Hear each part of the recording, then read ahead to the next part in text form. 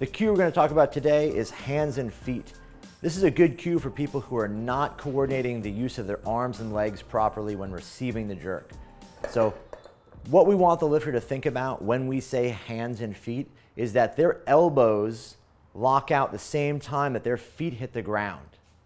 A really aggressive, positive connection between the floor and the arms is going to ensure that they lock the jerk out really solidly. Some synonyms for hands and feet would be to say stick it. I think what we're trying to get across with that term is that the lifter is doing the same thing, they're planting everything at the same time, and it's a really solid, crisp movement. The cue we're going to discuss today is high hips.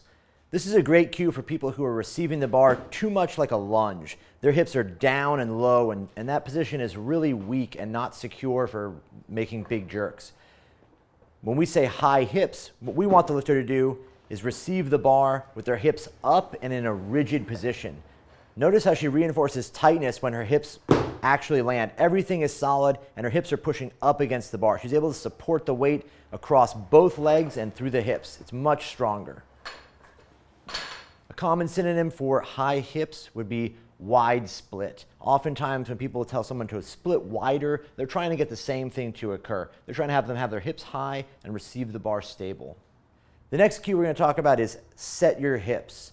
This is a good cue for people who are setting up in the start position of the jerk with their hips too far under them, or maybe they're squeezing their butt and trying to put all their body weight on their heel. This ends up putting them in a position where when they drive, they inevitably let their hips shift down and forward and push the bar out front.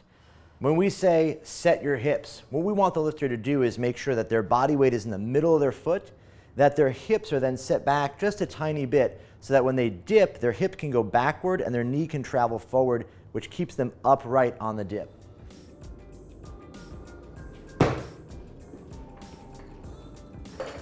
Other common synonyms for set your hips would be chest up or mid-foot, really just trying to get you to assume the proper start position.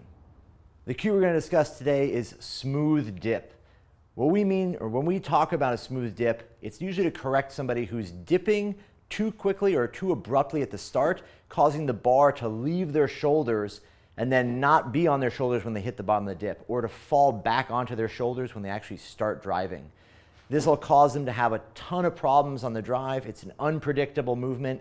The bar is going to go forward, back, or in general, they'll just miss the timing of the dip and then have no power at the start of the drive. What we want ideally when we say smooth dip is that the lifter assumes the start position and then dips. The initial breaking of the knee and hip is very smooth, leaving the bar directly on their shoulders as they descend the drive. The most common synonym for this is keep the bar on your shoulders. Stay connected to the bar. Really what they're trying to do is get you to have the bar remain on your delts the whole time. The cue we're going to discuss today is bend the bar.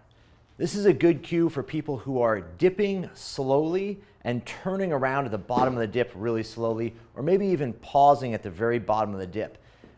When the lifter dips and stops the bottom and takes them a long time to turn around, they lose a ton of power. It ends up killing the jerk, effectively ruining the lift. With bend the bar, what we're trying to get the lifter to do is focus on what it feels like when they stop in the bottom of the jerk really abruptly and have the bar actually bend around their shoulders. The idea is to get them to think about that bar bending and then they drive simultaneously with the bar moving upward. It may not actually bend on the lift, but the intent is there to stop abruptly and develop a lot of explosive force out of the bottom of the drive. That's better. A common synonym for the bend the bar cue is to say short dip. It's essentially the same thing, trying to get the lifter to shorten the dip or trying to get the lifter to stop abruptly at the bottom. Whichever one works for you, go ahead and use it with your athletes. Thanks for watching our Cues and What They Mean series. Hopefully some of these cues resonate with you. You can use them on yourself or some of your lifters. If anything stands out as working really well, feel free to comment in the section below. If you like what you guys saw, go ahead and subscribe to the Juggernaut YouTube or check us out at jtsstrength.com.